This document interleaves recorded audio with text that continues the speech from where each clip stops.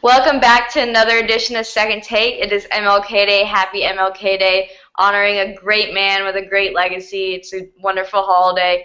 Uh, I go back to school tomorrow, which is not very wonderful. So this break has come to an end. Sad to see it go, but at least I got some good football games to send me off. Armand, how are you? Uh, I'm great. I'm back at school, as you can see. Happy MLK Day. He's an alpha. It's a great thing for me to celebrate my first MLK Day as his brother. Yeah, back at school. Classes start Wednesday. Not excited for that, but gotta come back to school eventually. So I'm here. All right, well let's start talking. Let's start with some NFL. We had a pretty crazy game this weekend. Disclosure, real quick. I happened to fall asleep during the game. It was a horrible game until the fourth quarter, which I missed, and then it went to overtime, which I also missed. This was the Seahawks Packers. This was karma hitting me right in the face for falling asleep during this game. Russell Wilson tried to prove me wrong, and he did. Packers had a 16-0 lead until the third quarter. Seahawks scored a touchdown, and then just everything. I missed it, but I got the recap. Seahawks made an amazing comeback. Ended up with getting an onside kick. I know, how often do onside kicks even work? But it worked for them. Seahawks got it. Could send it into overtime. Whoever strikes first wins it. Russell Wilson just lobs it all the way to the end zone. What was it, a 30-yard touchdown catch? Great play.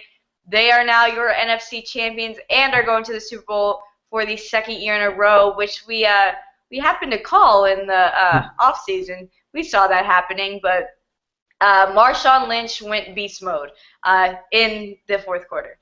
During the rest of the game, this team looked horrible. Russell Wilson looked atrocious. He had 4 interceptions, 2 of them by Ha Clinton Dix. One of them was a great one-handed arms, whatever it was. It was a one-arm snag, I guess you can call it. Russell Wilson was not an elite quarterback, and he showed that yesterday. And yes, the Seahawks did pull it out, but in my opinion, they did not deserve to win this game, nor do they deserve to go to the Super Bowl after playing this poorly. And Russell Wilson is not an elite quarterback in my eyes after yesterday's game and just kind of seeing him this season. Very good quarterback, but he's not up there with the Tom Brady's and the Peyton Mannings. I would have loved to see the Packers in the Super Bowl against the Patriots, which I will discuss next, but I know Armand has some stuff to say about Seahawks Packers. Yeah, it was an awful game. The Packers had it up until the fourth quarter. The Seahawks put up 28 points in the second half after just a terrible showing in the first half.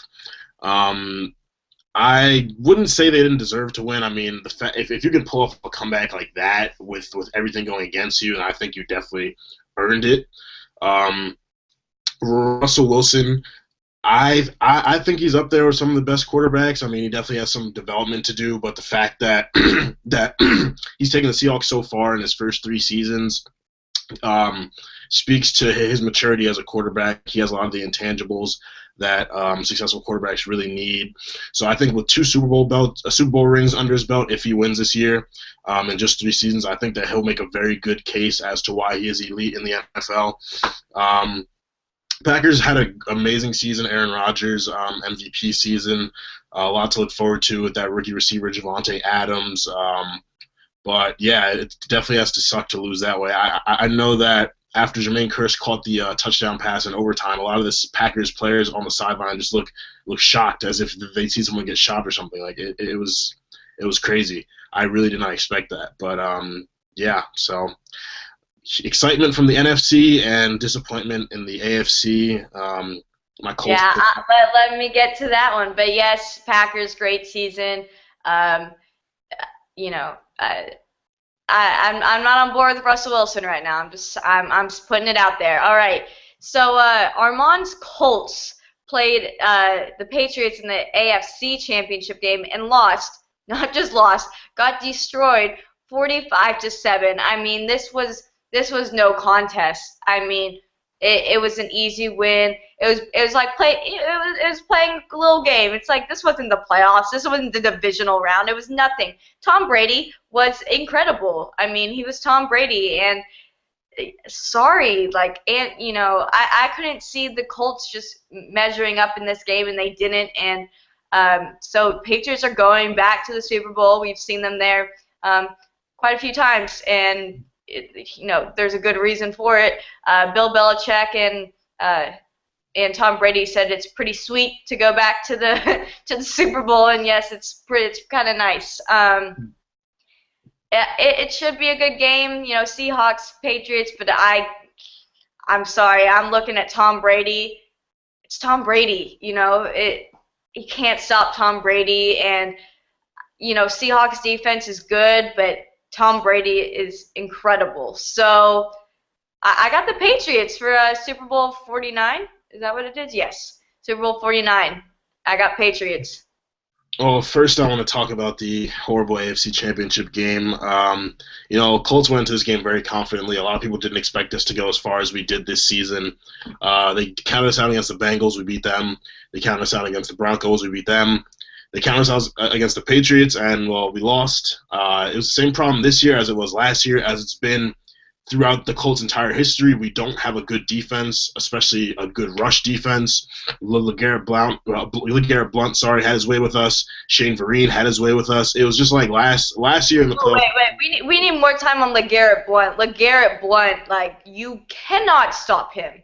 I mean, he's huge, and he is a hard running back to stop, and I never gave him enough credit that he deserves until I was watching that game yesterday. The way he runs through defenses, he's incredible. He is so hard to bring down, and that's what I'm saying. Seahawks defense is good, but you can't stop that offense. And LeGarrette Blount really just destroyed and exposed the Colts defense. Yeah.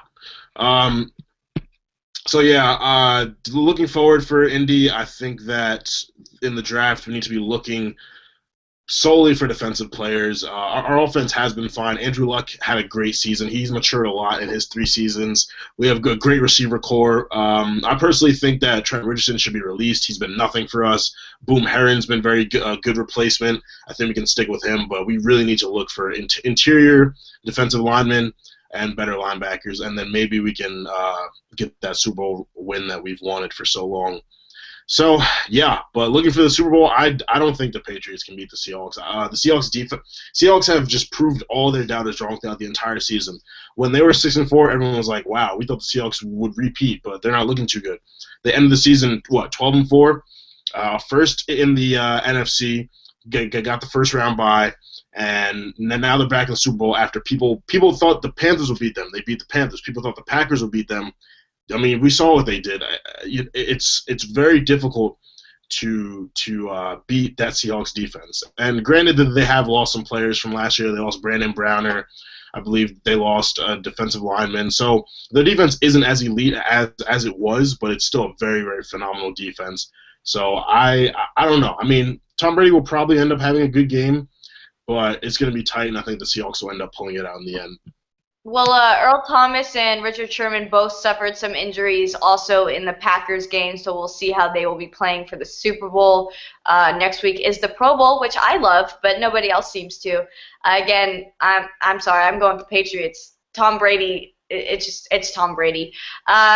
Something we didn't get to discuss last week because we got the alert literally right after the show ended, but the Broncos have mutually agreed to part ways with John Fox and have already hired Gary Kubiak, and he arrived in Denver today and is now the new head coach of the Denver Broncos. So the whole John Fox thing is bizarre because he's been the coach there for 4 years and took them to back-to-back playoffs. So bizarre, but it's a business. Didn't get all the way, almost got there, but didn't punch it out and win it. So, yeah, sometimes you got to fire your coach. But very strange decision by the Denver Broncos, in my opinion. Yeah, the Broncos organization seems to be falling apart. Peyton Manning looked awful his last couple games this season. A lot of their star receivers, I know Demaryius Thomas is going to be a free agent at the end of this season. I believe Julius Thomas might be as well, but the facts are the Broncos are slowly diminishing. I mean, they're still one of the best teams in the AFC, but there aren't that many great teams in the AFC as it is. I don't think that the team that they have right now could beat the Patriots or the Colts next season in the playoffs. So I think that they're looking towards the future, trying to bring in a fresh face. They might be looking for a quarterback in the draft. I mean, they're probably not going to have a high pick, but I mean, Peyton has maybe another season left in him, so it'd definitely be smart to look into free agency or the draft for a quarterback. But yeah, the Broncos are clearly trying to make some changes as they know that the team they have right now just isn't going to get it done for them anymore. They had the chance, but didn't happen. All right, well, now I got to talk about that college football playoff national championship. Since now college football is over, we will be focusing more on basketball. For those who feel we have neglected, don't worry. We will be there, all about our basketball. But right now we got to talk about this national championship because we were wrong. We picked Oregon, and we were wrong. And OSU just shocked me. They ended up winning 42-20. Yeah, you're looking at that score, you think this was like a rout, and it was not. I mean, by no means did OSU have this the entire time. But Cardale Jones, I did not give this guy enough credit, and I want to apologize. This is an amazing quarterback, let alone an amazing third-string quarterback. Unbelievable game by him. He had 242 yards, 1 touchdown, and 1 interception. Funny thing about this is very similar to the Packers and Seahawks game. OSU has 4 turnovers and still ended up winning the game. But, we can't discount Heisman winner Marcus Mariota had 333 yards with 2 touchdowns and 1 interception. Truly an amazing game.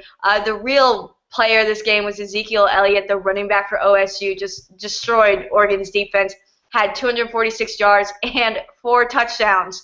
I mean, this kid was incredible. Right after the game, Marcus Mariota got asked, so what are you going to do? And he said, that's the last thing on my mind. The next day, he is declared for the NFL draft. No surprise there. Cardale Jones is not declaring. He is going to stay in college another year, which means OSU is stacked with quarterbacks. So if any of y'all need somewhere to go, the University of Texas would like a new quarterback.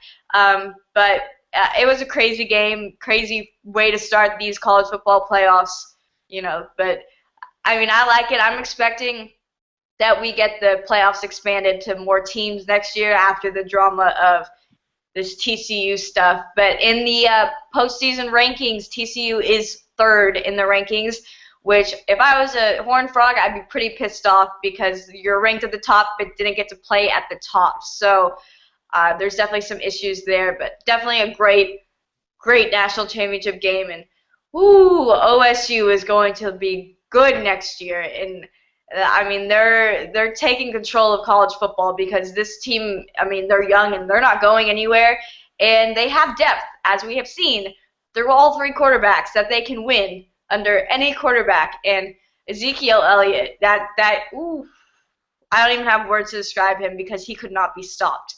Absolutely incredible. Yeah, it was absolutely an exciting start to the college football playoff era. Huge congrats to Ohio State. I doubted them. I thought that Oregon was going to just absolutely destroy them, air them out. But the Oregon offense just wasn't the Oregon offense I was used to, and Cardale Jones looked great.